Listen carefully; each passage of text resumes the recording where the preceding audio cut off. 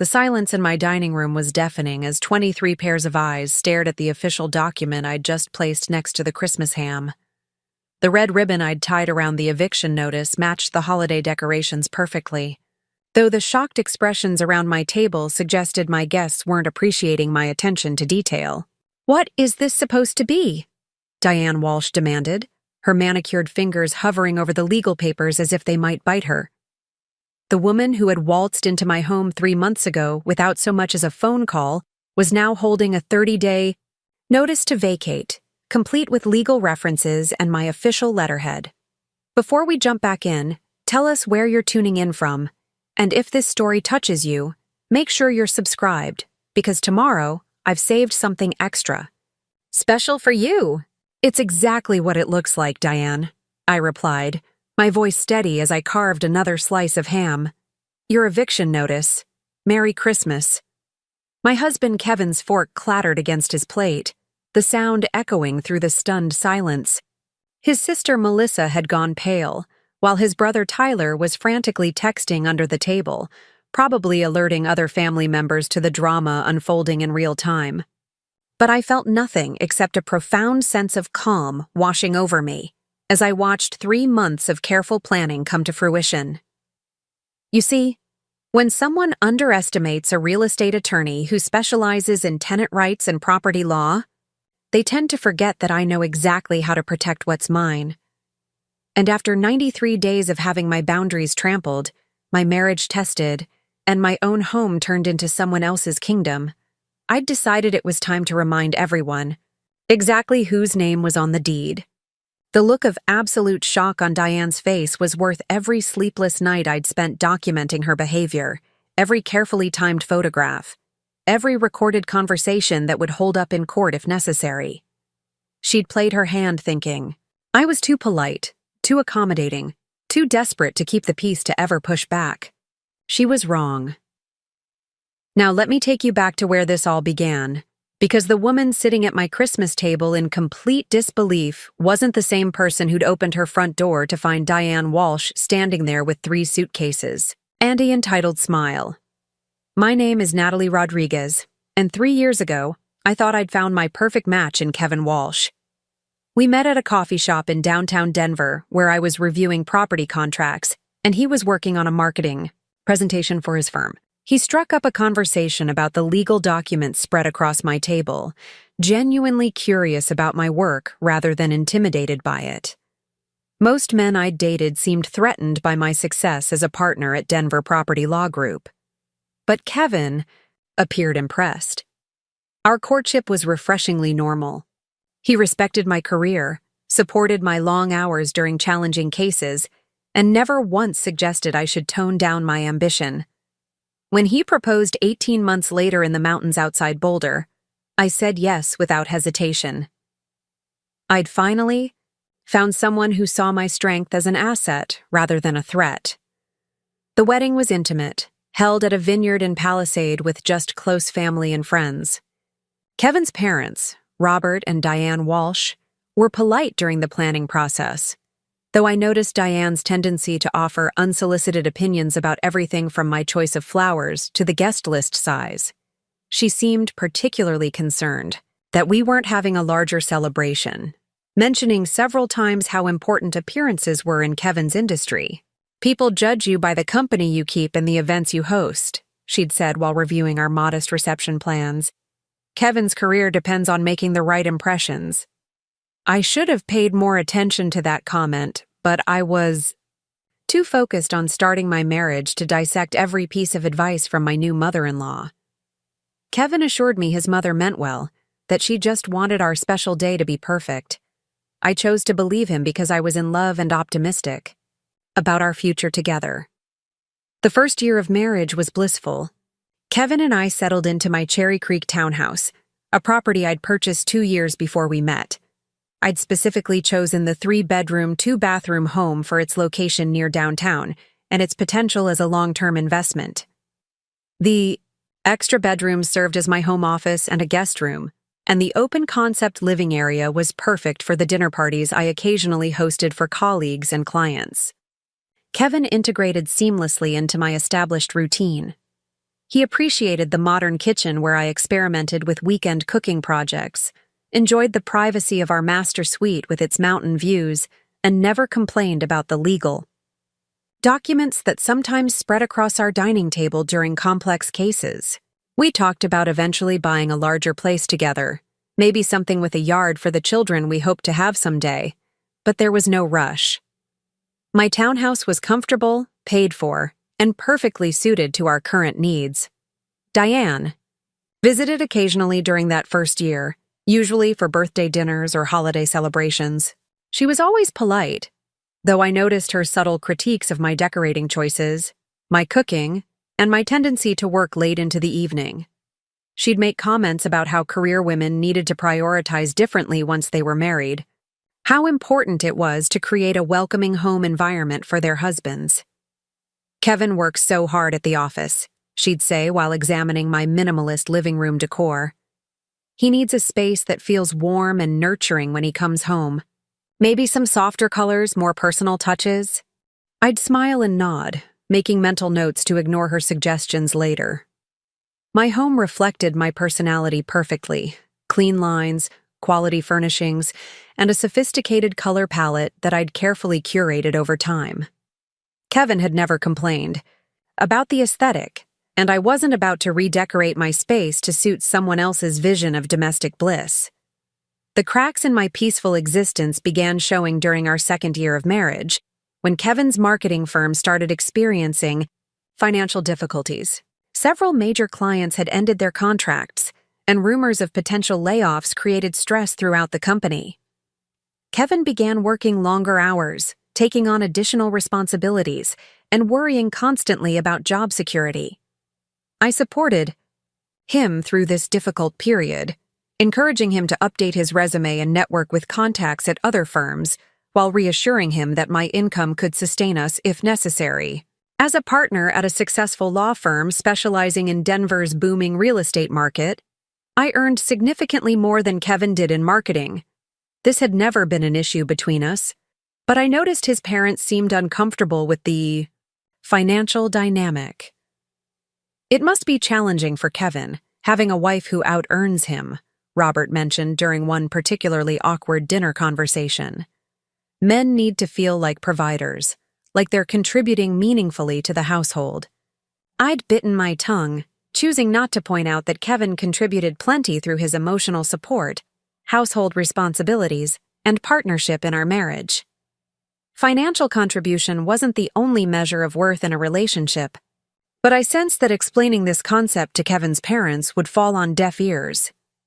The real trouble began in late August when Diane called Kevin in tears, explaining that their house had suffered significant water damage from a burst pipe in their master bathroom. The insurance company was covering the repairs, she explained, but the work would take several weeks and they needed somewhere to stay temporarily. "We could get a hotel?" she'd told Kevin over speakerphone while I listened from the kitchen. "But it would be so expensive, and you know how your father's back problems flare up in unfamiliar beds. I just thought maybe we could stay in your guest room for a few days while we figure out other arrangements." Kevin had looked at me questioningly, and I'd nodded, despite the knot forming in my stomach. They were family, they were in a difficult situation, and helping them seemed like the right thing to do. I'd assumed a few days meant exactly that, maybe a week at most while they arranged temporary housing or expedited their repairs. "Of course you can stay here," I'd told Diane directly, taking the phone from Kevin. "The guest room has its own bathroom, and you're welcome to use the kitchen and living areas. We'll make it work." The gratitude in Diane's voice should have been my first warning sign. She'd thanked me profusely, going on about what a wonderful daughter-in-law I was, and how lucky Kevin was to have found such a generous wife. In retrospect, her excessive appreciation felt performative, like she was laying groundwork for something bigger than a temporary visit. They arrived on September 1st with enough luggage for a month-long vacation. I'd prepared the guest room carefully, clearing out my exercise equipment and adding fresh flowers and quality linens to make them comfortable. I'd also stocked the refrigerator with foods I knew they enjoyed and cleared space in the bathroom for their toiletries.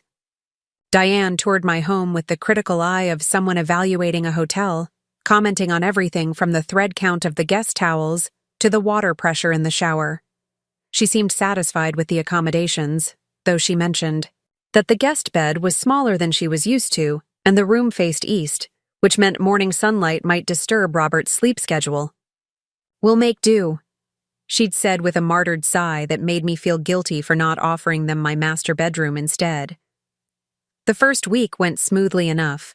Diane and Robert kept to themselves mostly, though I noticed Diane rearranging items in my kitchen to suit her preferences, and Robert commandeering the television remote during his preferred viewing hours. These were minor inconveniences, the kind of adjustments any household makes when accommodating guests, and I told myself their stay would be brief enough that flexibility was more important than establishing boundaries. Kevin seemed genuinely grateful for my accommodation of his parents, helping with meals and trying to ensure everyone felt comfortable sharing the space. His efforts to maintain harmony were sweet, though I noticed he deferred to his mother's preferences even when they conflicted with our usual routines. "Mom's used to eating dinner earlier than we do," he'd explain when Diane started cooking at 4:30, expecting the rest of us to adjust our schedules accordingly. "And she likes to watch the news while she eats, so maybe we could have dinner in the living room tonight?" I'd agreed to these small changes because I wanted to be accommodating, but I also noticed that Kevin asked me to adjust rather than asking his mother to adapt to our existing household rhythms. This pattern would become increasingly problematic as the days turned into weeks. By the end of September, I started asking about the progress on their house repairs. Diane's answers were vague and increasingly dramatic. First, the contractors had discovered additional damage that required more extensive work. Then, the insurance company was being difficult about covering certain repairs. Later, she mentioned that they were considering upgrading some features while the house was already torn apart, which would extend the timeline significantly. "These things always take longer than expected," she'd say with a helpless shrug. "You know how contractors are." Preparing and narrating this story took us a lot of time, so if you are enjoying it, subscribe to our channel. It means a lot to us. Now back to the story. They promised 2 weeks and deliver 2 months.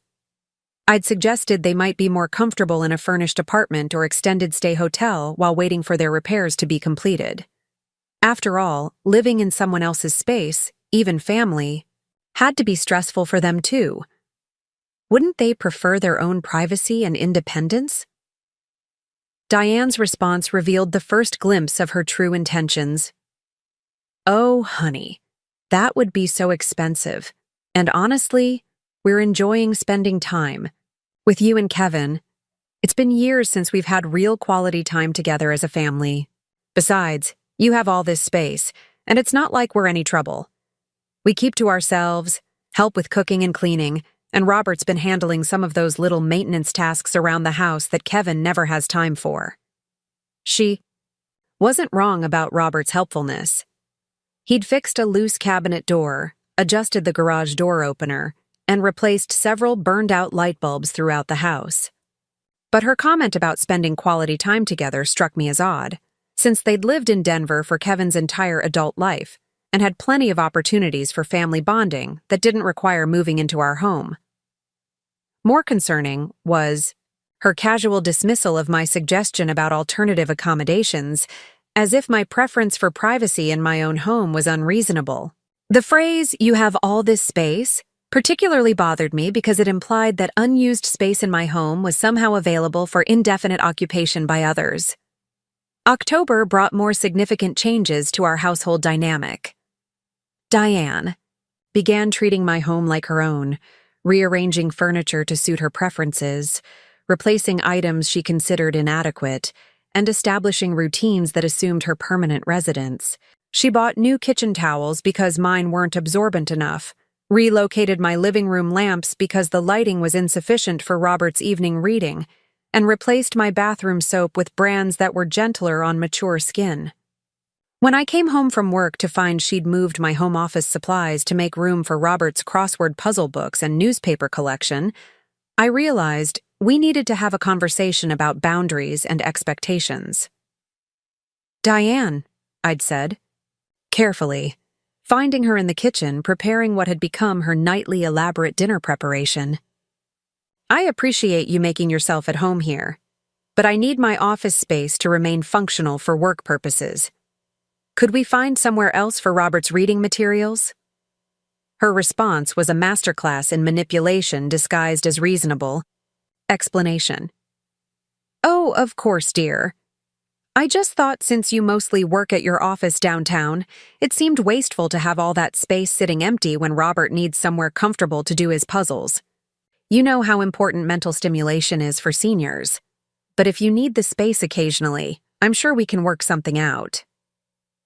Notice how she'd reframed my request to reclaim my own office as an occasional need, while positioning Robert's hobby as a legitimate claim to my space. She'd also implied that my office was wasteful when not in active use, suggesting that I was being unreasonable in wanting to maintain control over rooms in my own home.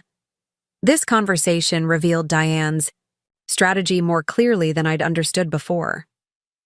She wasn't simply overstaying a temporary welcome due to delayed house repairs.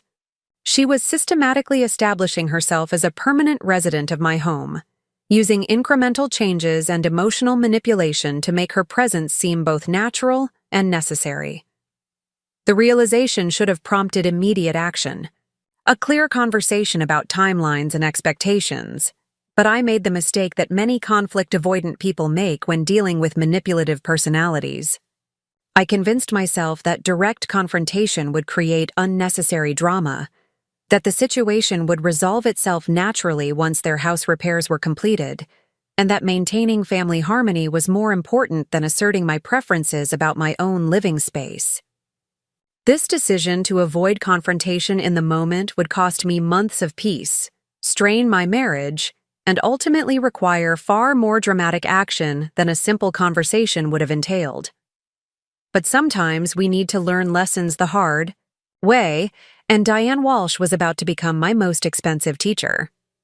By November, Diane had transformed my carefully curated home into something unrecognizable. What started as small adjustments had evolved into a complete takeover that left me feeling like a guest in my own space. She'd installed blackout curtains in the living room because the natural light was too harsh for Robert's sensitive eyes, replaced my modern dining chairs with cushioned versions she'd ordered online for better back support, and somehow convinced Kevin that we needed a larger coffee maker to accommodate everyone's morning routine. The breaking point came on a Tuesday evening when I discovered she'd given away my expensive ergonomic desk chair to charity because it looked too masculine for the guest room that had apparently become Robert's permanent office space. In its place sat a floral-patterned armchair that matched the new throw pillows she'd scattered throughout my living room. "I thought you'd appreciate the upgrade," Diane explained when I asked about my missing chair. "That old thing was so cold and corporate-looking. This creates a much warmer atmosphere, don't you think? Besides, Robert needs proper support for his back problems, and your chair was perfect for his height." I stood there holding my laptop bag, still in my work clothes, staring at the floral monstrosity that had replaced a piece of furniture I'd carefully selected for both comfort and aesthetics. The chair represented something much larger than a simple household change. It was evidence that Diane no longer considered my preferences relevant in my own home. "That chair cost $1,200, I said quietly. "It was specifically designed for long hours of computer work. I need it for when I work from home." Diane waved dismissively at my concern. "Oh, honey, you can work just fine from the couch or the kitchen table. You don't need all that fancy equipment for the little bit of home paperwork you do. This way, Robert can have proper seating for his important activities, and the room looks so much more welcoming." The casual dismissal of my professional needs in favor of Robert's crossword puzzles crystallized everything wrong with our living arrangement. My expensive, carefully chosen office furniture was deemed unnecessary, while his hobby required accommodation and respect. My work was characterized as little bit of paperwork, while his retirement activities were deemed important. enough to commandeer my space. Kevin's response when I raised the issue later that evening revealed how completely his loyalties had shifted during his parents' extended stay. "Come on, Nat, it's just furniture," he said, not looking up from his phone where he was scrolling through sports highlights. "Mom's trying to make the place more comfortable for everyone. You can get another chair later if you really need one." The phrase, "just furniture," applied to my $1,200 ergonomic chair, while his mother's comfort preferences had become household law, told me everything I needed to know about where I stood in the hierarchy of my own home. Kevin's willingness to dismiss my legitimate professional needs while prioritizing his mother's decorating whims showed me exactly how my marriage dynamics had changed since his parents moved in. "It's not about the chair, Kevin," I replied, sitting on the edge of our bed where he was sprawled with his phone. "It's about the fact that your mother is making major changes to our home without consulting me. She's giving away my belongings, rearranging everything to suit her preferences, and you're acting like my concerns aren't valid." Kevin finally looked up from his screen, but his expression suggested annoyance rather than understanding. "My parents are going through a difficult time right now. Their house is torn apart, they're living out of suitcases, and they're trying to make the best of a bad situation. Can't you be a little more flexible?" The word flexible had become Kevin's standard response to any complaint I raised about his parents' behavior.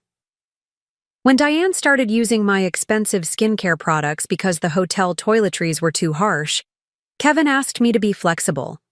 When Robert began parking in my designated spot because it was closer to the front door, Kevin suggested flexibility. When Diane invited her sister over for weekly coffee dates in my living room without asking permission, Kevin recommended a flexible attitude. Flexibility, I was learning, only applied to my willingness to accommodate his family. No one expected Kevin to be flexible about his mother's feelings. No one asked Diane to be flexible about her comfort preferences. The burden of adaptation fell entirely on me, and Kevin had convinced himself this was reasonable because I was the one with the most resources to share. The financial aspect of their extended stay was becoming increasingly problematic as well. While Diane occasionally bought groceries, she purchased expensive organic brands and specialty items that tripled our monthly food budget. She'd upgraded our cable package to include premium movie channels, increased our heating costs by keeping the house significantly warmer than Kevin and I preferred, and somehow our water bill had doubled since their arrival. When I mentioned these increased expenses to Kevin, suggesting that his parents contribute to household costs during their extended stay, he looked genuinely shocked by my request. "They're family, Nat. We don't charge family for helping them during emergencies." The word emergency struck me as increasingly inaccurate for a situation that had stretched into its third month with no clear end date. When I asked Kevin for an update on his parents' house repairs, his answers became as vague as his mother's had been. "These things take time," he'd say with a shrug. "You know how contractors are. Mom says they're making progress, but there have been some complications."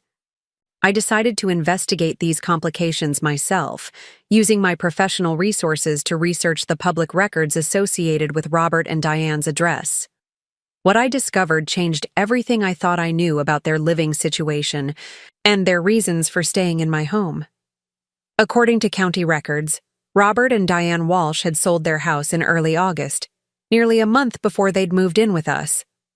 The property had closed escrow 3 weeks before Diane's tearful phone call about burst pipes and water damage.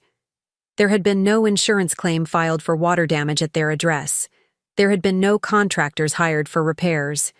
The entire story about temporary displacement due to home damage had been a fabrication designed to manipulate us into providing free housing while they figured out their next living arrangement. The betrayal hit me like a physical blow. For 3 months, I'd been accommodating, flexible, and understanding about what I believed was a temporary emergency situation.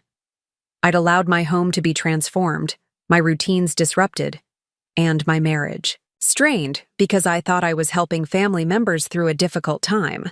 Instead, I'd been providing free room and board to people who had sold their house and decided to take advantage of their son's wife's generosity rather than find their own housing solution. The implications were staggering. Diane and Robert weren't temporarily displaced homeowners waiting for repairs. They were people who had chosen to sell their property and move in with us without ever discussing their plans or asking for our consent. Kevin either knew about this deception and had participated in lying to me, or his parents had manipulated him as thoroughly as they'd manipulated me. I needed to determine which scenario was true before deciding how to proceed. That evening, I approached Kevin with the information I'd discovered, giving him the opportunity to explain the discrepancy between his parents' story and the public records I'd found. Kevin, I need to ask you something, and I need you to be completely honest with me. I sat across from him at our kitchen table, the county records printed out between us. Did you know that your parents sold their house before they moved in? Here? The expression that crossed Kevin's face told me everything I needed to know before he said a word. Guilt, panic, and resignation flashed across his features in rapid succession. He'd known about the deception from the beginning. Nat, I can explain, he began, but I held up my hand to stop him. So you knew. You knew they sold their house, and you let me believe for 3 months that this was a temporary emergency situation. You watched me accommodate them, spend money on their comfort and stress about our household changes, all while knowing they had lied about their circumstances. Kevin's shoulders slumped as the weight of his deception became undeniable. They were in a difficult financial situation. The house sale barely covered their debts, and they didn't have anywhere else to go. Mom was embarrassed about their financial problems, so she thought it would be easier to say it was temporary displacement rather than admitting they needed long-term help. The explanation revealed layers of dishonesty I hadn't even considered. Not only had they lied about their housing situation, but they were apparently in serious financial trouble that made them unable to afford their own living expenses. Kevin had known all of this and had chosen to commit me to an open-ended financial and housing arrangement without my knowledge or consent. How long have you known they needed long-term housing? I asked, my voice remarkably steady considering the earthquake happening inside my chest. Since before they moved in, Kevin admitted quietly. They asked if they could stay here while they figured out their next steps. I said yes because they're my parents and they needed help. I thought you'd understand if I explained it the right way. The phrase, explained it the right way, was particularly infuriating, because it revealed Kevin's belief that manipulation and deception were acceptable tools for managing my reactions to decisions that affected my life. He hadn't trusted me with the truth because he'd assumed I wouldn't be generous enough to help his parents if I understood the real scope of what they were asking. So, instead of trusting me with the truth and asking for my support in helping your parents through a financial crisis, you chose to lie to me and trick me into an arrangement I never agreed to, I summarized, my legal training helping me cut through the emotional manipulation to identify the core issues. Kevin's face crumpled as he realized how indefensible his behavior sounded when stated clearly. I was scared you'd say no if you knew how serious their situation was. You work so hard, and your home is so important to you. I didn't want to burden you with their problems. The irony of his statement was breathtaking. He'd been so concerned about burdening me with his parents' problems that he'd instead chosen to burden me with months of deception, household disruption, and financial strain without my knowledge or consent. His approach had created exactly the kind of burden he'd claimed to want to avoid, while also destroying my trust in his honesty and judgment. Kevin, do you understand that what you've done is fraud? I asked, my professional expertise finally asserting itself in our personal crisis. You've obtained housing and financial support through false pretenses. In my professional life, I help people evict tenants who lie about their circumstances to secure housing arrangements. The word evict seemed to strike Kevin like a physical blow. Nat, please don't talk like that. These are my parents. This is our family. We can work this out. But I was no longer thinking like Kevin's accommodating wife. I was thinking like the real estate attorney I'd trained to become, the professional, who knew exactly how to protect property owners from people who took advantage of their generosity. The legal framework for addressing this situation was crystal clear in my mind, even if the emotional landscape remained complicated. "Here's what's going to happen," I said with the calm authority I used in depositions. "Your parents have 30 days to find alternative housing arrangements. I'll put this in writing so there's no confusion about the timeline or expectations. During these 30 days, they'll contribute $3,000 monthly toward household expenses, which is below market rate for the space and utilities they're using." Kevin's eyes widened at the sum I'd named, but I'd calculated it carefully, based on comparable rental costs in our neighborhood. "Nat, they can't afford $3,000 a month. That's why they needed to sell their house." "Then they need to find housing they can afford," I replied without sympathy. "Their financial problems don't entitle them to free housing at my expense, especially when the arrangement was obtained through deception." The conversation that followed revealed the extent to which Kevin had been manipulated by his parents' financial desperation. They'd been living beyond their means for years, using credit cards and home equity loans to maintain a lifestyle their retirement income couldn't support. The house sale had barely covered their accumulated debts, leaving them with minimal savings and no clear plan for sustainable housing. Diane had convinced Kevin that asking me directly for help would be too humiliating, that I might judge them for their financial mismanagement or refuse to assist family members in need. She'd suggested that framing their situation as temporary displacement would be less emotionally challenging for everyone involved, giving them time to figure out their options without feeling like charity cases.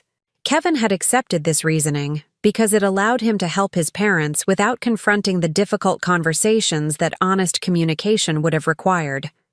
He'd chosen the path of least immediate resistance, not considering the long-term consequences of building our housing arrangement on a foundation of lies. The most infuriating aspect of Kevin's explanation was his continued focus on his parents' feelings and comfort rather than the impact of their deception on our marriage. He seemed genuinely surprised that I was angry about being lied to, as if the results of their manipulation somehow justified the dishonest methods they'd used to achieve them. "But everything worked out fine," he said, apparently confused by my outrage. "You got along well with my parents. They've been helpful around the house, and nobody got hurt by the little white lie about their circumstances." The phrase, little white lie, applied to 3 months of systematic deception about their housing situation, financial status, and future plans, demonstrated how completely Kevin had adopted his parents' perspective on appropriate behavior within relationships. What I considered a fundamental betrayal of trust, he characterized as a minor social courtesy designed to protect everyone's feelings.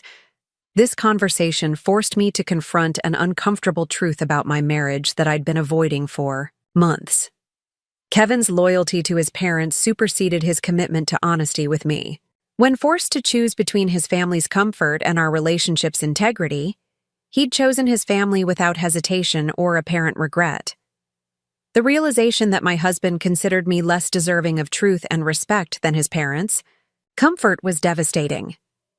But it was also clarifying in a way that helped me understand exactly what kind of action this situation required.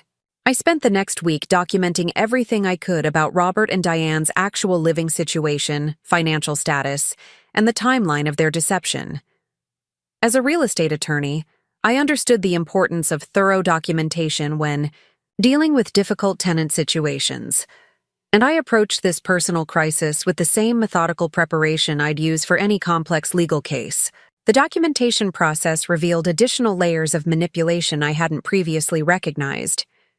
Diane had been telling her friends and extended family that Kevin and I had invited them to move in permanently because we loved having them around and wanted to provide a multi-generational household for future grandchildren. She'd positioned herself as the beloved mother-in-law whose presence was so valued that her son and daughter-in-law had requested her permanent residence. This narrative served multiple purposes for Diane. It protected her pride by avoiding admissions of financial hardship.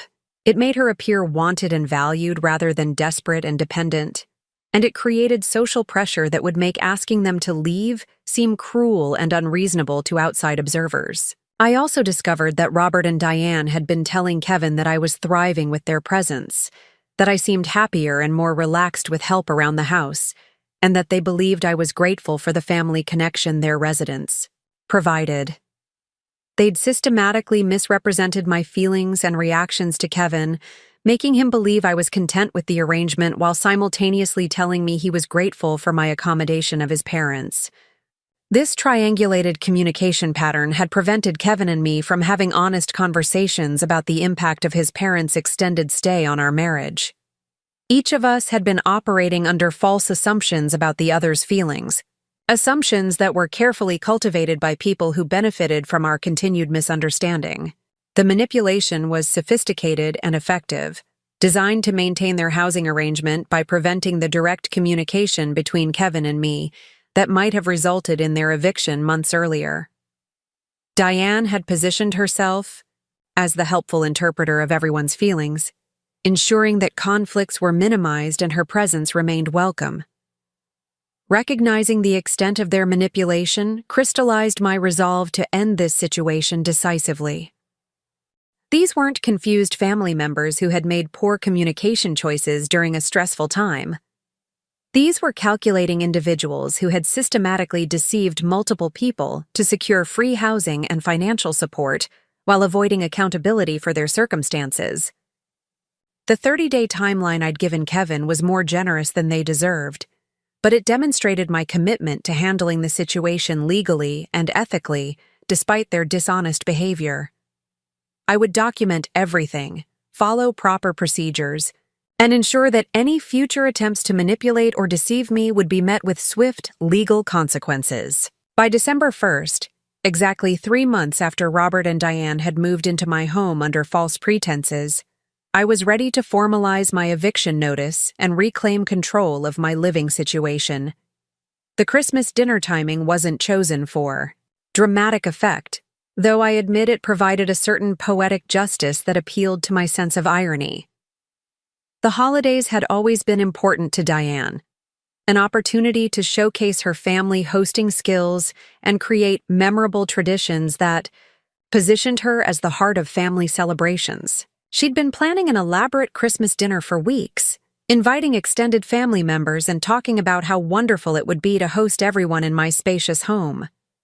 What she didn't realize was that her Christmas dinner would become the setting for the most memorable holiday tradition she'd ever created, though not in the way she'd intended. Sometimes the most effective lessons are taught through the very circumstances people choose for their own comfort and convenience. The first week of December brought a revelation that changed everything I thought I understood about Robert and Diane's financial situation. While reviewing my credit card statements for tax preparation, I discovered charges I hadn't made, purchases that coincided perfectly with the expensive organic groceries, premium cable upgrades, and household improvements that had appeared throughout their stay.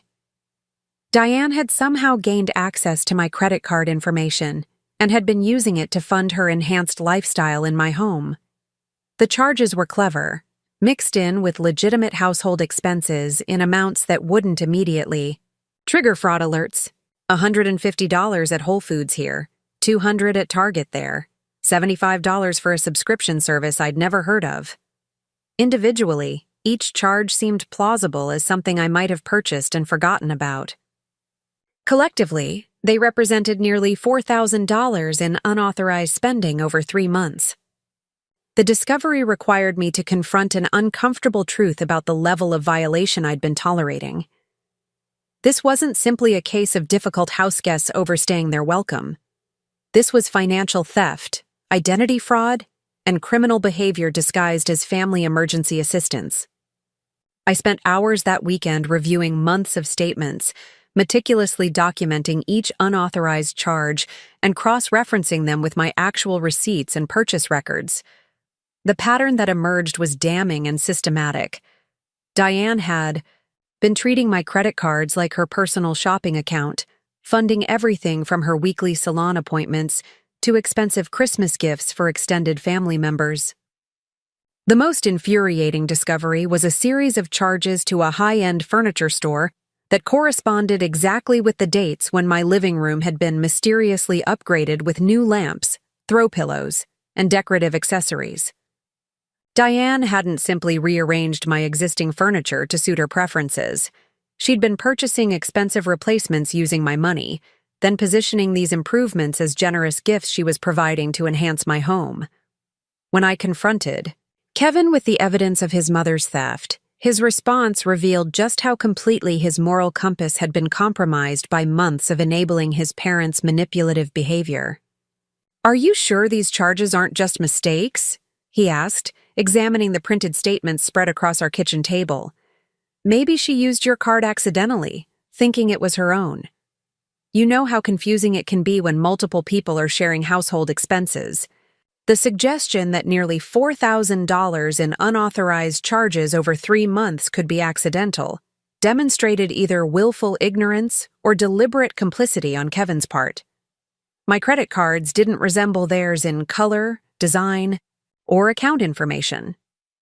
The charges had been made both online and in person, requiring deliberate use of my account details and security codes. "Kevin, your mother stole my credit card information and committed fraud," I said clearly, using the precise legal terminology that applied to her actions.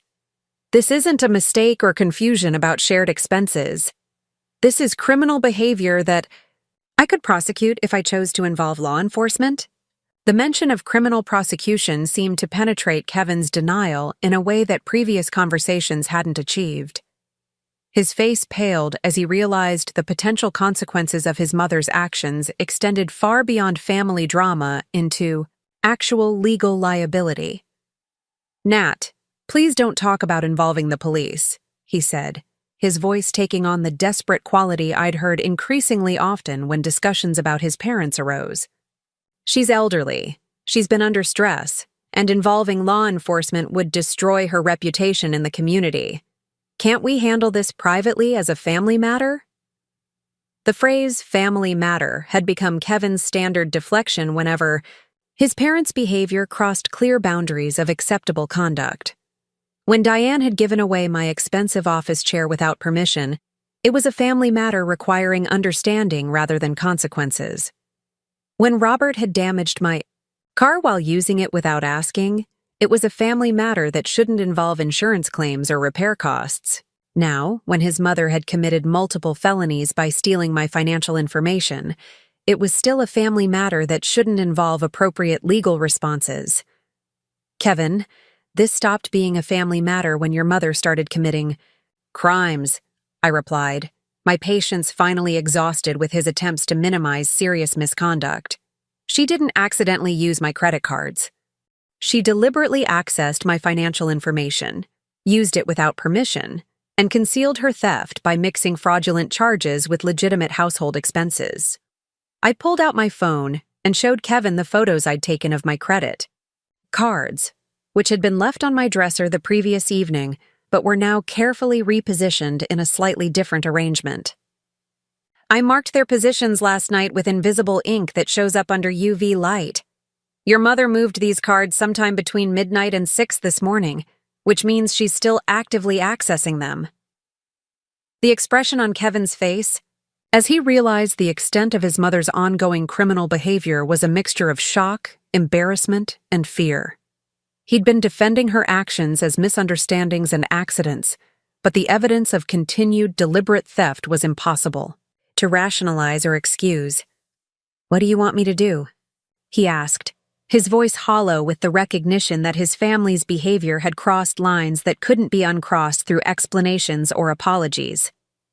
"I want you to understand that your parents aren't confused elderly people making innocent mistakes," I said, sitting across from him with the calm authority that had served me well in difficult legal negotiations. "They're sophisticated con artists who have been systematically defrauding us for months. The fake housing emergency, the unauthorized credit card usage, the manipulation of our communication, all of it has been carefully planned and executed." Kevin's resistance to accepting this characterization of his parents revealed the depth of psychological manipulation they'd achieved over months of careful grooming. Despite overwhelming evidence of deliberate deception and theft, he continued, searching for alternative explanations that would preserve his image of them as loving family members facing difficult circumstances. Maybe they're just desperate, he suggested weakly. People do things they wouldn't normally do when they're scared about money and housing. That doesn't make them con artists. The distinction Kevin was trying to maintain between desperation-driven, poor choices and deliberate criminal behavior might have been meaningful if his parents had shown any remorse, offered to make restitution, or acknowledged the harm their actions had caused. Instead, they'd continued their deceptive practices even after being confronted about some of their misconduct. Kevin, your mother used my credit card this morning to buy groceries after we discussed the unauthorized charges yesterday, I said, showing him the real-time notification I'd received on my phone. This isn't desperation driving poor choices. This is ongoing criminal behavior by someone who believes she's entitled to unlimited access to other people's resources. The evidence of continued theft, even after partial confrontation, seemed to break through Kevin's psychological defenses in a way that previous revelations hadn't achieved. He stared at the notification on my phone, finally understanding that his mother's behavior wasn't a temporary lapse in judgment, but a deliberate pattern of exploitation that would continue indefinitely without serious consequences. I spent the next several days conducting the kind of thorough investigation I'd normally perform for clients facing complex fraud cases. Using my professional resources and legal contacts, I researched Robert and Diane's actual financial situation, credit, history, and recent legal entanglements. What I discovered painted a picture of two people who had been living beyond their means for years, accumulating debt through increasingly sophisticated schemes, and targeting family members as their primary sources of financial support. Robert and Diane Walsh owed approximately $80,000 in credit card debt, had defaulted on 2 previous mortgage agreements, and were facing garnishment proceedings from multiple creditors. Their house sale hadn't covered their accumulated debts, as Kevin had been told. Instead, they'd sold the property to delay bankruptcy proceedings and buy time to find alternative sources of income. Court records revealed that they'd previously stayed with Diane's sister for 6 months under similar false pretenses, claiming temporary displacement while actually using the arrangement to avoid rent payments during their financial crisis. That arrangement had ended when Diane's sister discovered unauthorized charges on her credit cards, leading to a family estrangement that explained why they hadn't approached her for help this time. The pattern was clear and disturbing. Robert and Diane systematically targeted family members with resources, manipulated them into providing housing and financial support through false emergency narratives, then exploited their generosity as extensively as possible before moving on to their next victims. Kevin and I weren't their first targets, and we wouldn't be their last unless someone took decisive action to end their fraudulent behavior. Armed with this information, I realized that simply asking them to leave wouldn't solve the broader problem of their criminal conduct.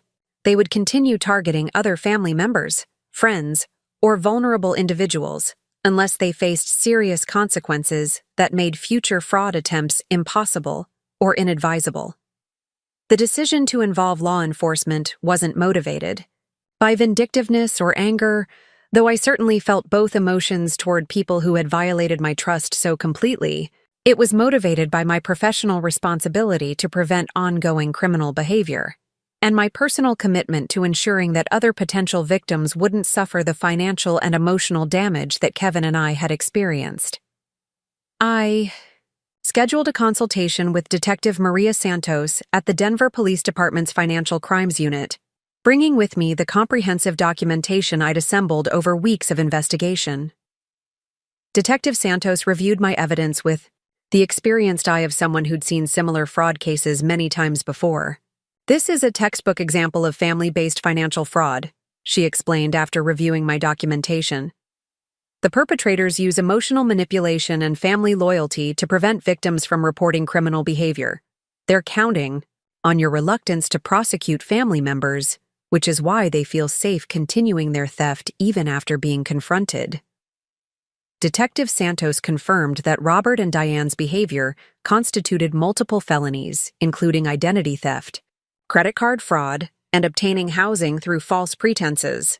The systematic nature of their deception and the involvement of vulnerable elderly victims in their previous schemes elevated the potential charges to levels that could result in significant prison sentences. We've been tracking similar patterns in several other cases, Detective Santos continued. Elderly couples with financial problems targeting younger family members through false emergency narratives. Your case provides some of the best documentation we've seen, which could be crucial for prosecution efforts. The possibility that my situation could help protect other families from similar fraud schemes added another dimension to my decision-making process. Prosecuting Robert and Diane wouldn't just address their theft from Kevin and me. It could prevent them from victimizing others and potentially expose broader patterns of elder financial abuse that law enforcement was investigating. However, Detective Santos also explained the practical challenges of prosecuting family-based fraud cases. Victims often refused to cooperate with investigations once they understood the potential consequences for their relatives. Defense attorneys exploited family relationships to generate sympathy for defendants and minimize criminal penalties. Juries sometimes struggled to view family-based theft as seriously as they would theft between strangers. The strongest cases are those where victims are willing to follow through with prosecution despite family pressure, Detective Santos advised. If you're not prepared to testify against your in-laws in court, potentially sending them to prison, then filing charges might not be the most effective approach. The question of whether I was prepared to see Robert and Diane face criminal penalties for their behavior required serious consideration of my values, priorities, and long-term goals.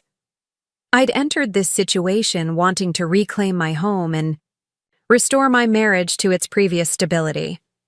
Now I was contemplating actions that could result in my husband's parents spending years in prison and permanently destroying any possibility of family reconciliation. The moral complexity of the decision was compounded by Kevin's increasingly desperate attempts to negotiate alternative solutions that would avoid legal consequences for his parents. He proposed repayment plans, family mediation, and even temporary separation while his parents found housing elsewhere. Anything that might resolve our immediate problems without involving criminal prosecution. "They're old, Nat," Kevin pleaded during one of our increasingly frequent arguments about how to proceed. "Prison would destroy them? Can't we find a way to get our money back and make sure they leave without ruining their lives completely?" Kevin's continued focus on protecting his parents from consequences, rather than acknowledging the full extent of harm they'd caused, revealed how completely our priorities had diverged during this crisis. He was still thinking like their son, desperate to shield them from accountability. I was thinking like their victim, determined to prevent future harm to ourselves and others. The conversation that finally resolved my uncertainty occurred when I overheard Diane on the phone with someone she addressed as Cousin Margaret, apparently recruiting her next housing target using a refined version of the same false emergency narrative she'd used on Kevin and me. "The contractor situation has been a nightmare," Diane was saying, her voice carrying the same tone of helpless frustration she'd used to manipulate us. "We thought we'd be back in our house by now, but you know how these things go. Kevin and Natalie have been wonderful, but we don't want to overstay our welcome. And I remembered you mentioning that you had extra space since Uncle Harold passed." The realization that Diane was actively recruiting her next victim while still residing in my home, still using my credit cards, and still lying about her circumstances eliminated any remaining hesitation about involving law enforcement. She wasn't a confused elderly woman making poor choices under stress. She was a career criminal who viewed family relationships as opportunities for exploitation. I called Detective Santos that afternoon and scheduled a formal interview to provide my statement and evidence for criminal charges. The decision felt simultaneously liberating and terrifying, but it was the only response that adequately addressed the scope of criminal behavior I'd uncovered.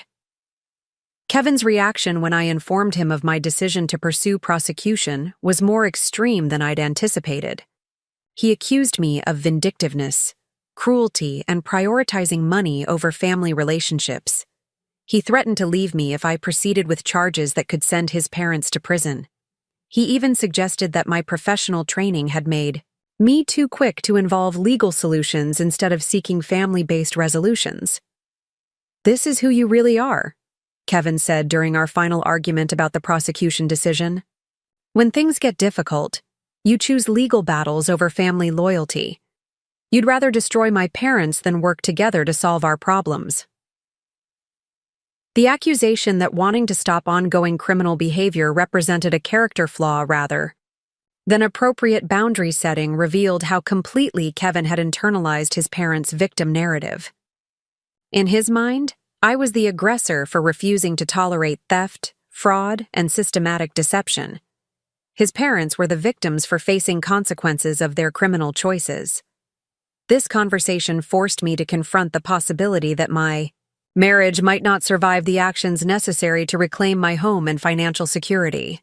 Kevin had chosen his parents' comfort over our relationship's honesty, their criminal behavior over my legitimate rights, and their continued presence over my peace of mind in my own home.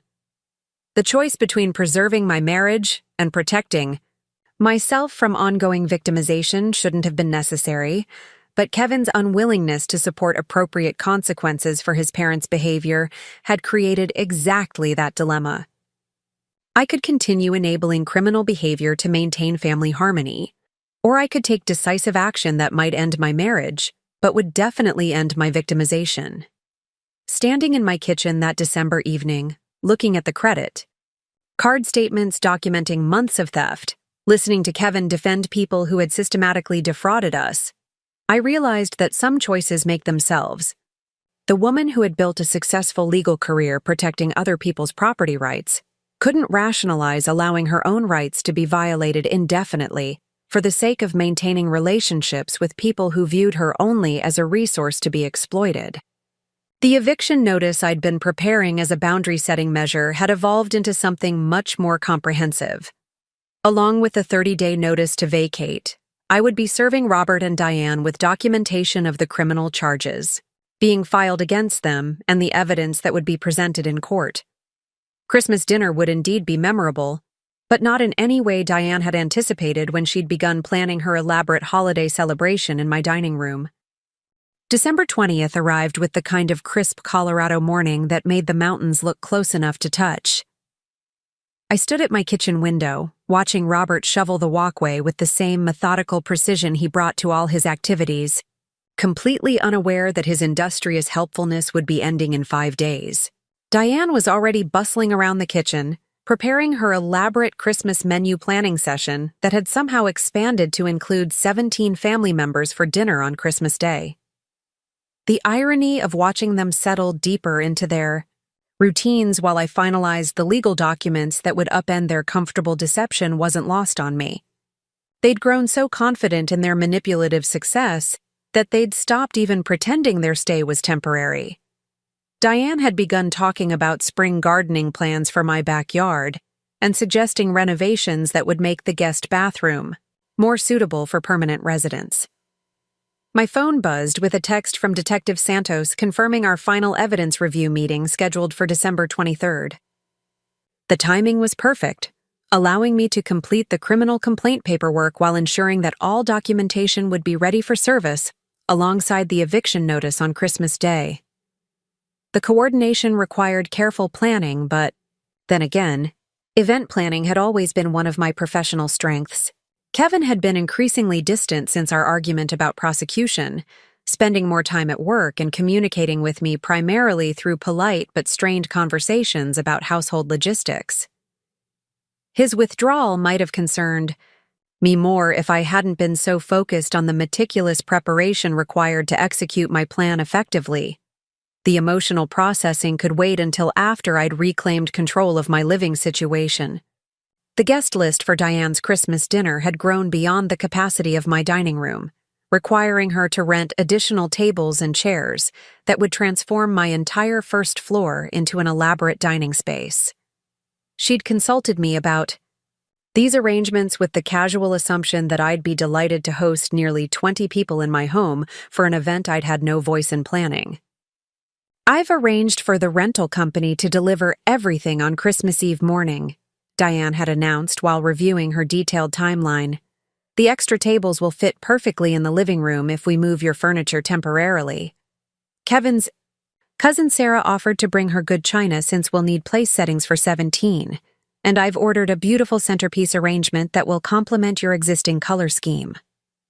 The presumption that my home would be available for her entertaining needs, that my furniture could be relocated at will, and that my preferences about holiday hosting were irrelevant had crystallized my resolve about the timing of my legal response. If Diane wanted to use Christmas dinner as a showcase for her hostessing abilities in my space, it seemed only appropriate that the occasion also serve as her introduction to the consequences of her criminal behavior. I'd spent weeks perfecting the documentation that would accompany my eviction notice, ensuring that every legal requirement was met and every piece of evidence was properly authenticated for potential court proceedings.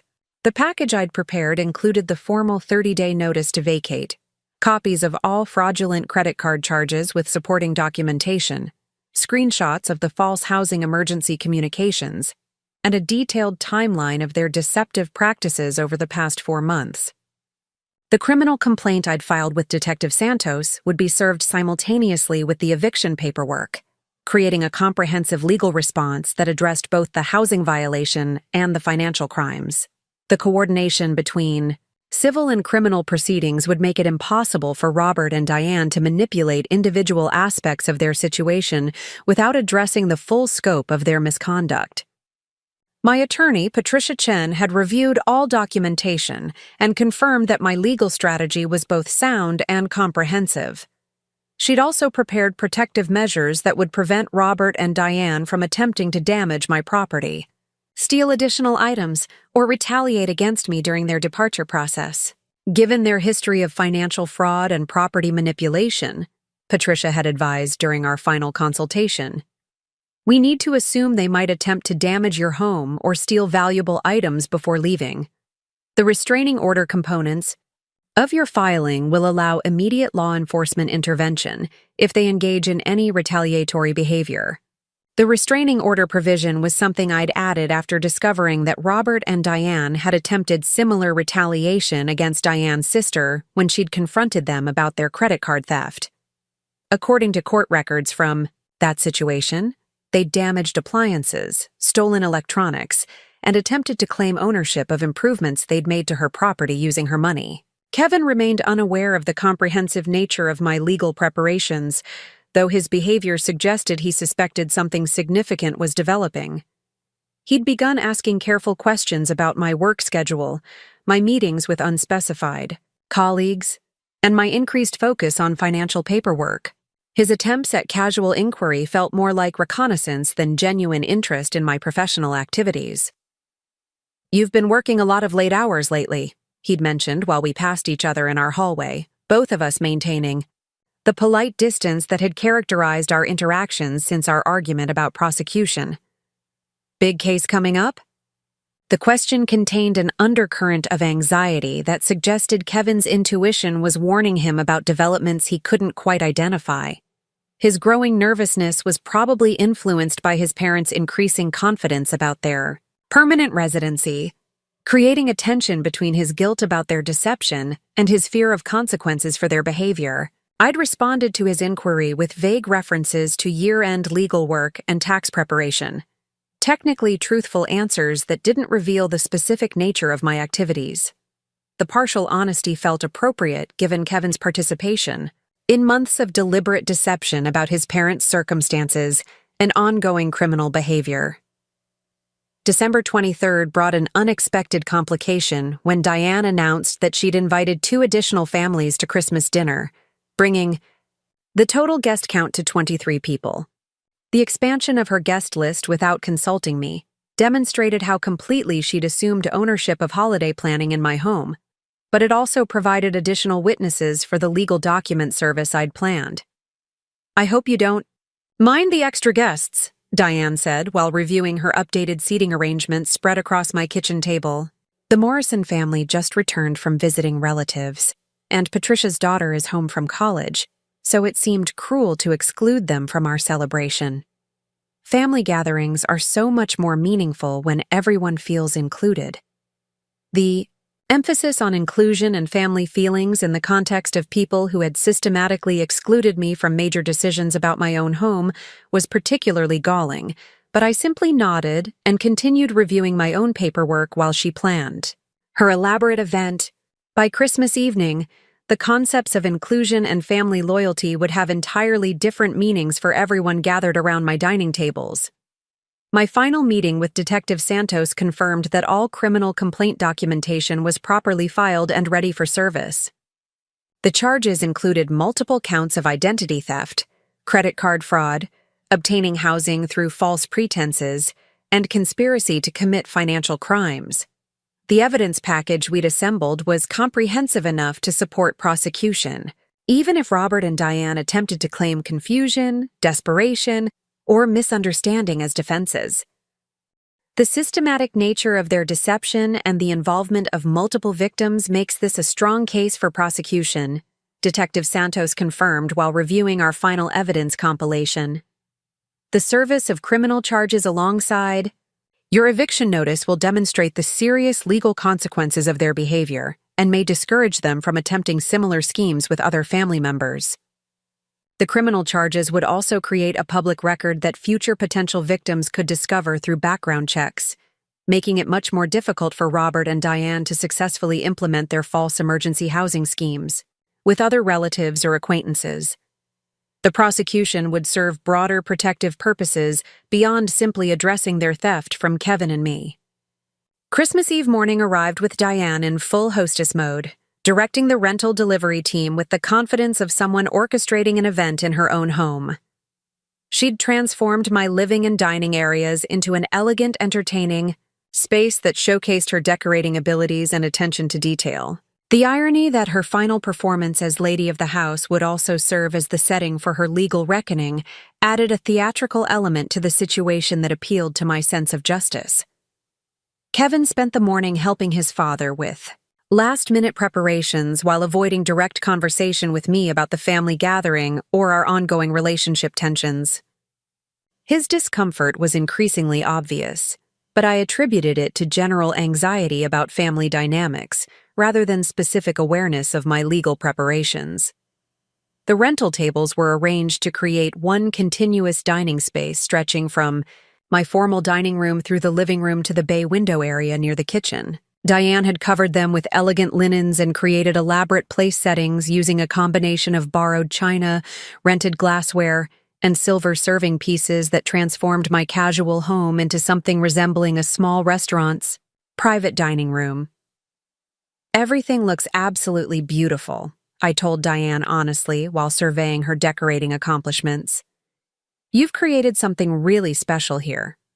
My compliment was genuine because her event planning skills were impressive, and I could appreciate her aesthetic achievements separate from my feelings about her criminal behavior and boundary violations. The dinner she'd organized would indeed be memorable for everyone involved, though not for the reasons she anticipated. The guest list Diane had compiled represented a comprehensive cross-section of extended family relationships, including Kevin's siblings and their spouses, several cousins with their children, Kevin's elderly aunt and uncle, and the family friends she'd added at the last minute.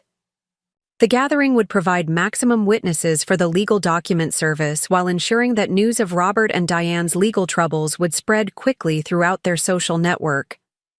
I'd timed the document service to occur during the main course of dinner, after everyone had arrived and settled into the celebratory atmosphere, but before the meal concluded and people began leaving. The timing would ensure maximum impact while providing enough remaining dinner time for the full implications of the legal documents to be understood and discussed. The red ribbon I'd tied around the eviction notice was a deliberate choice that served both practical and symbolic purposes.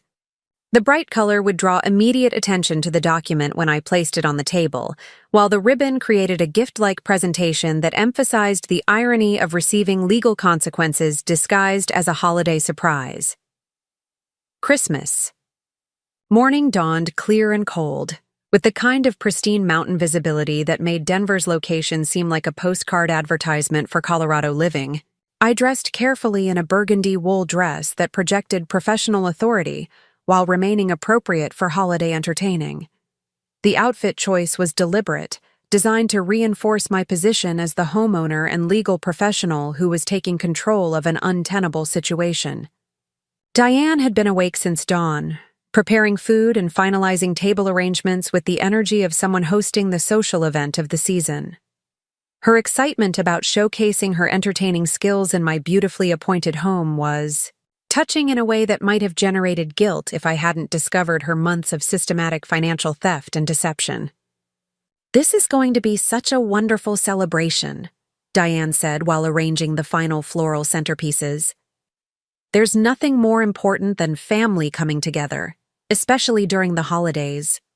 These are the moments that create lasting memories." Her comment about lasting memories was more accurate than she realized, though the specific memories being created would be quite different from her expectations. The Christmas dinner of 2023 would indeed become a story that family members would discuss for years to come, though not as a heartwarming tale of holiday togetherness. Guests began arriving at 2 o'clock, filling my home with the cheerful noise of family reunions and holiday greetings. Kevin's siblings and their families brought children who immediately gravitated toward the Christmas tree and the promise of gift opening after dinner. The elderly relatives settled into comfortable chairs with glasses of wine, while the younger adults clustered in the kitchen helping with final food preparations. The atmosphere was genuinely warm and festive, filled with the kind of intergenerational family bonding that Norman Rockwell paintings are designed to capture. Diane moved through the gathering with the confidence of a beloved matriarch hosting a cherished family tradition, accepting compliments on her decorating and menu planning, with gracious acknowledgement of her efforts. Kevin's behavior throughout the afternoon suggested increasing anxiety about something he couldn't quite identify. He was attentive to his parents and helpful with hosting duties, but I noticed him watching me with a wariness that indicated his intuition was picking up signals his conscious mind hadn't yet processed. "You seem really calm today," he commented while we stood near the kitchen island, both of us observing the family gathering with polite smiles. "I thought you might be stressed about hosting this many people." His observation was accurate because I did feel remarkably calm despite the magnitude of what I was about to do. The months of careful planning and legal preparation had created a sense of confident control that was almost meditative in its certainty. I knew exactly what was going to happen, when it would happen, and what the consequences would be for everyone involved. "I'm looking forward to a memorable evening," I replied truthfully, accepting a glass of wine from Kevin's cousin while maintaining eye contact with my husband. Some occasions deserve special recognition. The ambiguity in my response seemed to increase Kevin's discomfort, but he was distracted by his father's request for help carving the turkey before he could pursue the conversation further. The timing worked perfectly because it moved him away from me just as I needed to excuse myself for final preparation of the legal documents I'd be serving during dinner. The eviction notice and criminal complaint paperwork were waiting in my home office, professionally printed on legal letterhead, and organized in presentation folders that emphasized their official nature. I'd included explanatory cover letters that summarized the key points for family members who might not understand the legal terminology or implications of the various charges. The criminal complaint detailed 14 separate counts of fraud and theft, with each charge supported by specific evidence including dates, amounts, and documentary proof of deliberate deception. The civil eviction notice referenced Colorado landlord-tenant law and included a comprehensive timeline of lease violations, property damage, and unauthorized modifications to my home. Together, the documents created a legal response that addressed every aspect of Robert and Diane's misconduct while providing clear consequences and expectations for their departure. The comprehensive nature of my legal strategy would make it impossible for them to argue that they didn't understand the seriousness of their situation or the requirements for resolving it. At 5:30, Diane announced that dinner was ready and began directing everyone toward their assigned seats at the elaborately arranged tables. The seating chart she'd created placed Robert and herself at the head of the main table, with family members arranged according to a hierarchy that positioned them as the honored hosts of the celebration. Kevin and I were seated together midway down the table, close enough to the center of activity to participate in conversations, but far enough from the head positions to reinforce Robert and Diane's assumed authority over the gathering. The seating arrangement would work perfectly for my purposes, because it placed me in a central location with clear sight lines to all the guests when I stood to make my announcement. The meal began with the kind of warm family atmosphere that holiday gatherings are designed to create. Multiple conversations flowed around the tables. Children shared stories about school and friends, and adults caught up on career developments and family news. Diane presided over the dinner with visible satisfaction, clearly enjoying her role as the gracious hostess who had brought everyone together for a memorable celebration. The irony that her pride in hosting abilities was about to be permanently associated with one of the most dramatic family confrontations in Walsh family history wasn't lost on me, as I watched her accept compliments on the beautiful table settings and delicious food preparation.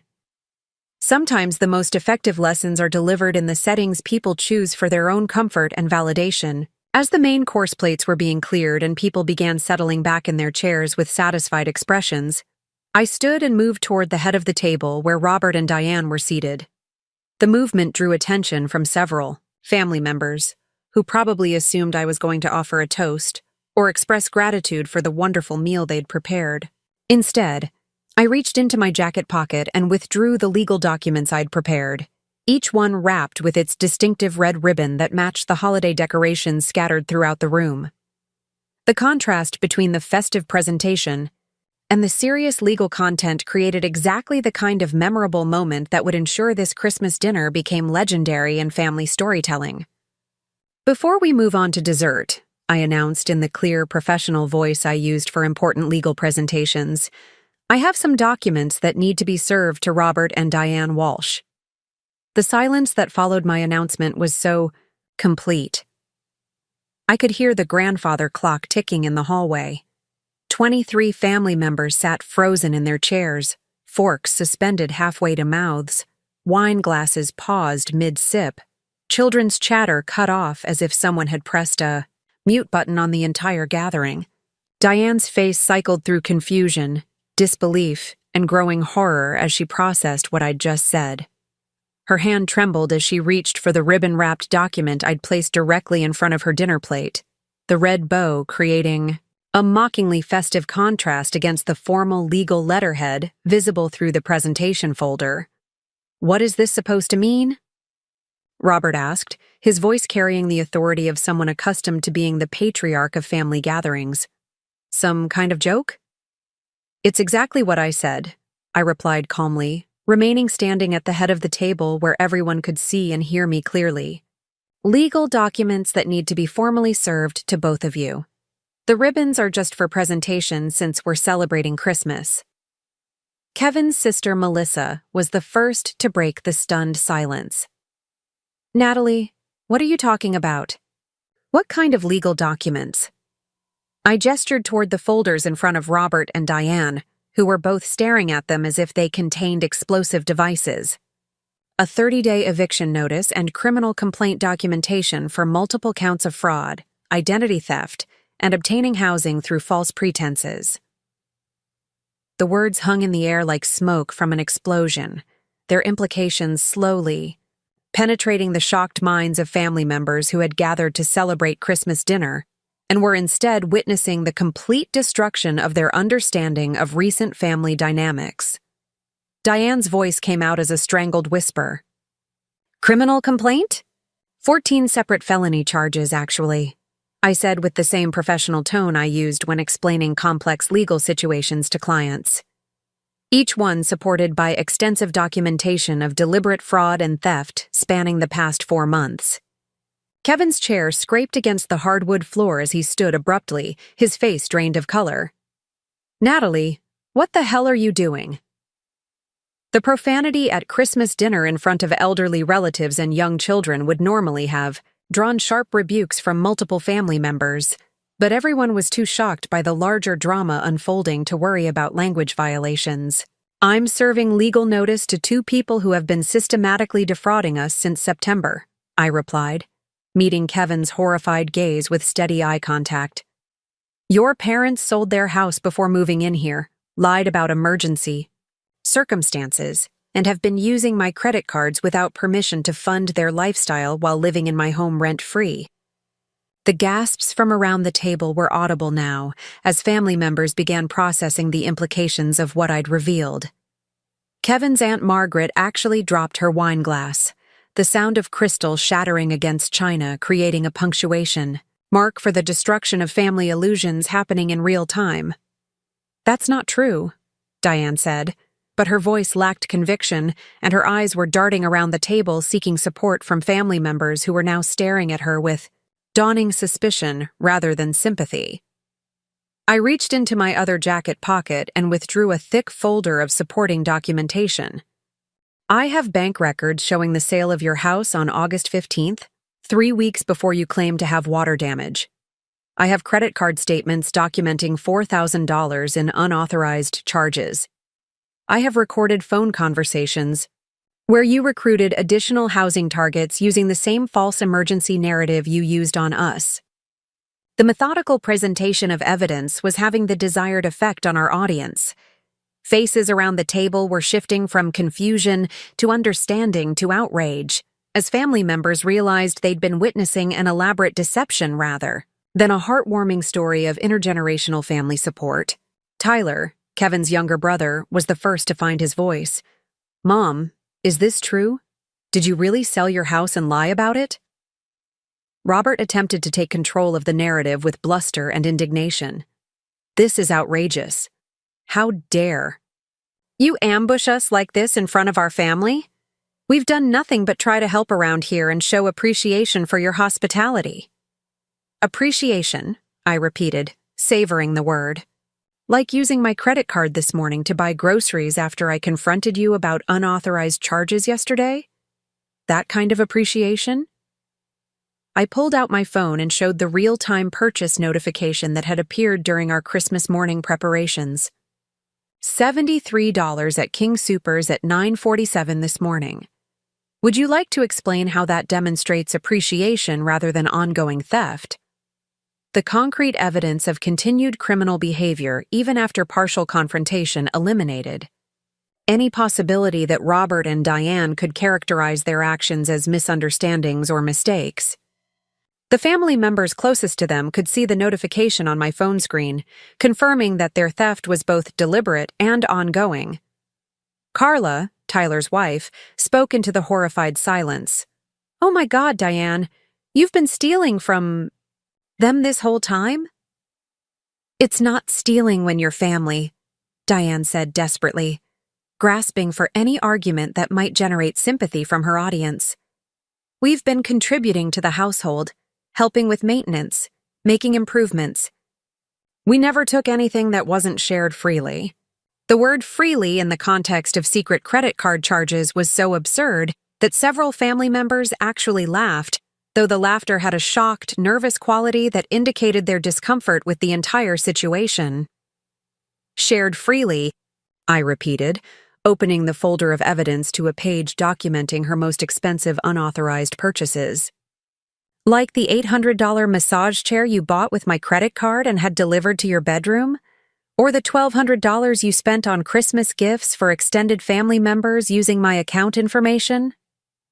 The Christmas gifts revelation hit the gathering like another explosion because several family members were wearing or using presents that had apparently been purchased with stolen money. Kevin's teenage niece was suddenly staring at her new designer handbag with horror, while his elderly uncle was examining the expensive bottle of wine he'd brought to share, as if it had transformed into evidence of criminal activity. Kevin finally found his voice, though it came out as a broken whisper. "Mom, how could you do this?" The betrayal in his voice was devastating to witness because it represented the complete collapse of his faith in parents he'd defended, enabled, and prioritized over his own marriage for months. The son who had argued that I was being vindictive toward confused elderly people was finally confronting the reality that his parents were sophisticated criminals who had manipulated his emotions to facilitate their theft. "Kevin, honey, you don't understand the pressure we've been under," Diane began, switching to the emotional manipulation tactics that had worked so effectively in private conversations. "We were desperate, scared about our financial future, and we didn't know how to ask for help without seeming like failures. So you decided to steal instead," Melissa said flatly, her voice carrying the disgust of someone realizing she'd been defending criminals at family gatherings for months. "You made us all complicit in fraud by letting us believe you were the victims of circumstances rather than the perpetrators of crimes." The family dynamics I was witnessing revealed how completely Robert and Diane had manipulated everyone's perceptions of the situation. Extended family members had been privately criticizing me for being insufficiently welcoming to elderly relatives facing housing emergencies, while praising Robert and Diane for their grace under pressure and grateful attitude toward family assistance. "We never meant for it to go this far," Robert said, his authoritative demeanor crumbling under the weight of exposed deception. "We thought we could pay everything back once we got our finances stabilized." "Stabilized with money stolen from other family members," I replied, pulling out the documentation I'd discovered about their previous fraud schemes. "Like the 6 months you spent with Diane's sister using the same false emergency story, until she discovered unauthorized charges on her credit cards and evicted you." The revelation that Robert and Diane had targeted multiple family members with identical schemes eliminated any remaining possibility that their behavior could be attributed to desperation or poor judgment under stress. The pattern of deliberate predatory behavior was now undeniable to everyone present. Kevin sank back into his chair, his head in his hands as the full scope of his parents' deception became clear. "Jesus Christ, what else don't I know?" "Probably quite a lot," I admitted with something approaching sympathy for my husband's position. As both victim and enabler of his parents' manipulation, they've been systematically lying to all of us for months, triangulating communication to prevent us from comparing notes and discovering inconsistencies in their stories. The psychological sophistication of Robert and Diane's deception was becoming apparent to family members who were now remembering conversations, inconsistencies, and red flags they'd dismissed or rationalized over the past several months. The manipulation hadn't been limited to Kevin and me. It had extended throughout their social network to create support systems and prevent accountability. "So, what happens now?" Tyler asked, his voice indicating he was afraid to hear the answer. I gestured toward the legal documents that Robert and Diane had finally opened and were reading with increasing horror. "They have 30 days to vacate my property. The criminal charges have been filed with the Denver Police Department Financial Crimes Unit. Detective Santos will be contacting them within 48 hours to schedule formal interviews." The mention of police involvement sent another shockwave through the gathering, as family members realized this situation had moved far beyond private family drama into actual criminal justice proceedings. The possibility that Robert and Diane could face prison sentences made the consequences real in a way that civil eviction alone wouldn't have achieved. "Prison?" Diane whispered, the word barely audible over the stunned silence. "Multiple felony charges typically result in prison sentences when defendants are convicted," I confirmed without emotion. "The systematic nature of your fraud and the involvement of vulnerable family members makes this a serious case that prosecutors will pursue aggressively." Kevin's cousin Sarah spoke for the first time since my announcement. "How long have you known about all this?" I discovered the credit card fraud 3 weeks ago, I replied honestly. The investigation into their actual circumstances took about 2 weeks of professional research using legal databases and public records. The criminal complaint was filed yesterday. The timeline revealed that I'd been conducting a comprehensive legal investigation while maintaining normal family interactions, attending holiday preparations, and allowing Diane to plan an elaborate Christmas dinner in my home. The calculated patience and strategic thinking required for such an approach was impressive to some family members and terrifying to others. "You've been planning this whole thing," Robert accused, apparently trying to shift blame for the situation onto my response rather than their criminal behavior. "You set us up." "I documented your crimes and pursued appropriate legal remedies," I corrected. "You set yourselves up by choosing to commit fraud, theft, and deception instead of honestly asking for help with your financial problems." The distinction between strategic documentation of ongoing criminal behavior and entrapment seemed lost on Robert, but several family members nodded in understanding of my position. The legal professional in me appreciated their recognition that victims of ongoing crimes have every right to protect themselves through whatever lawful means necessary. Melissa turned to her parents with an expression of complete bewilderment. "Why didn't you just ask for help? We're family. We would have figured something out if you'd been honest about your situation." The question highlighted the most tragic aspect of Robert and Diane's choices, because it was probably true that honest communication about their financial crisis might have generated family support without requiring criminal behavior. Their decision to use manipulation and theft instead of transparency and requests for assistance had created a situation where help was no longer possible. "We were embarrassed," Diane said through tears that might have been genuine remorse or might have been another manipulation tactic. "We didn't want anyone to know how badly we'd mismanaged our finances. We thought we could fix everything quietly without burdening anyone else with our problems.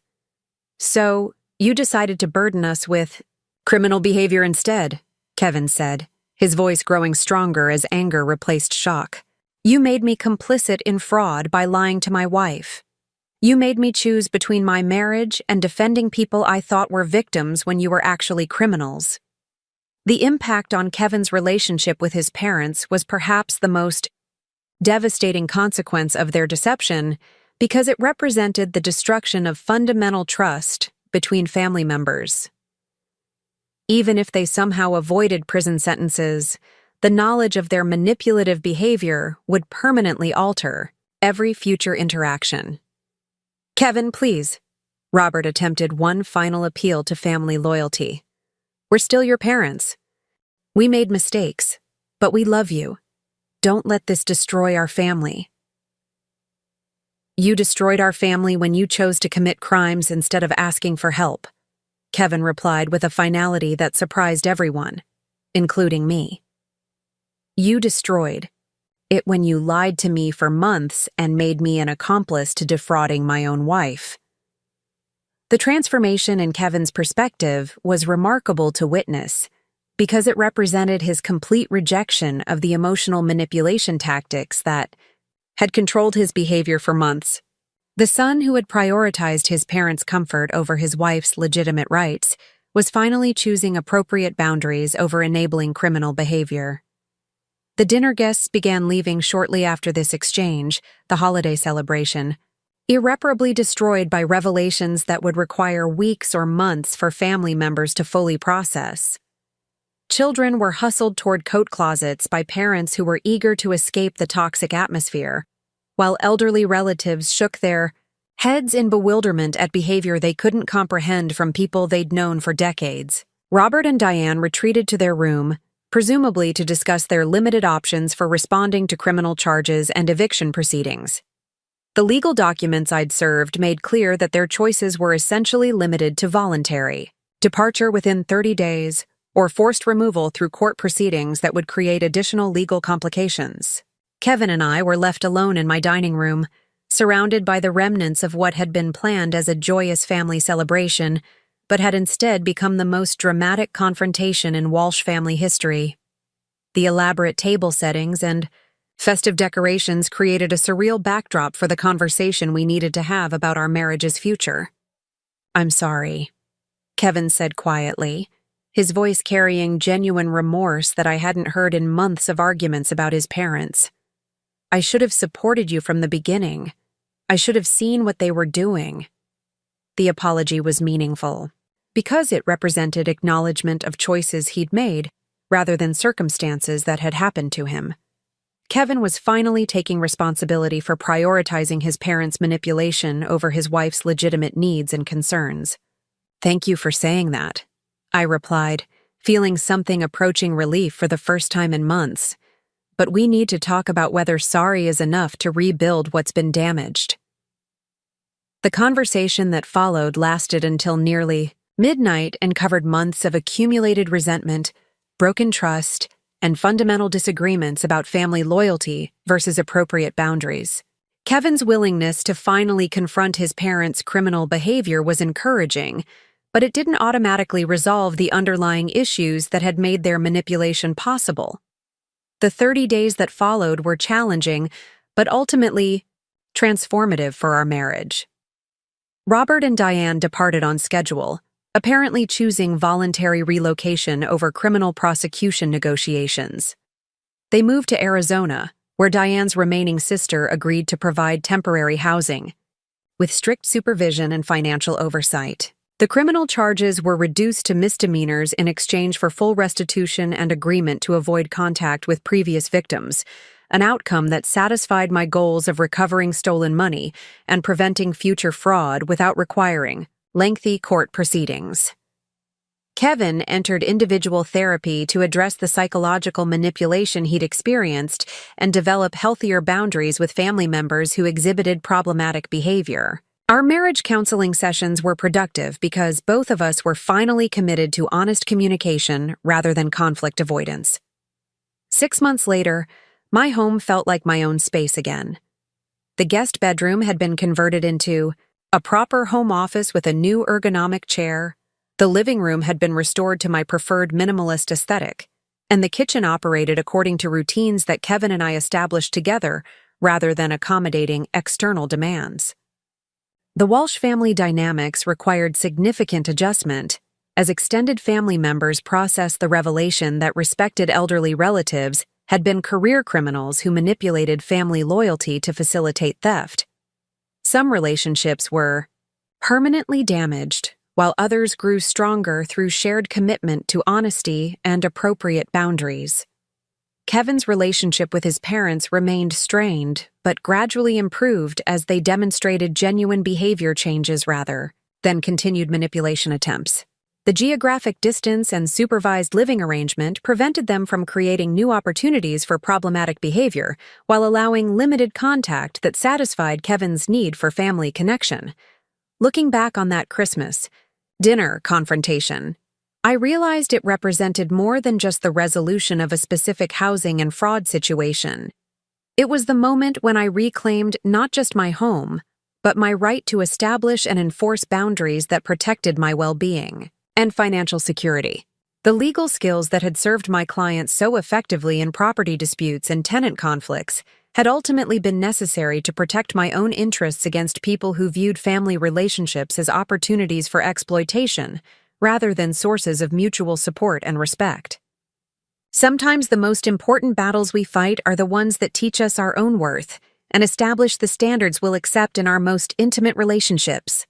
The Christmas dinner that was supposed to showcase Diane's hosting abilities instead became my declaration of independence from people who had forgotten that generosity requires gratitude and family loyalty requires honesty. The red ribbon I'd tied around that eviction notice had been more prophetic than I'd realized at the time.